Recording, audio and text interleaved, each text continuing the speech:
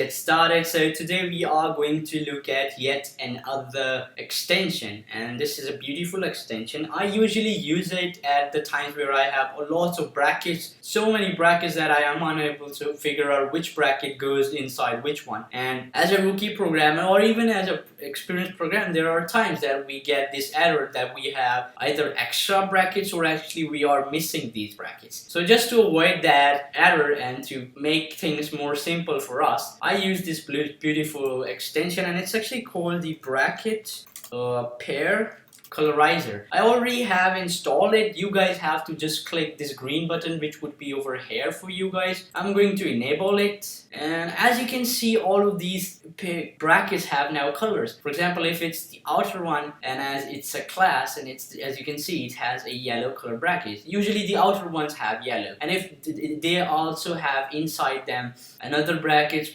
or they would be pink. If even pink have another bracket, they would be blue. If blue had furthermore brackets, they would again start from yellow, pink, and blue. So it's a really easier way to actually understand which brackets go where. So right now I don't even have to look at the or touch it to understand which bracket goes where. I know these brackets are of function actually, right? I know this is actually of the class, so it will give some colors. I know these colors are pretty wacky and not cool at all, but it kind of does make things easier for me. So that's it for this video, guys.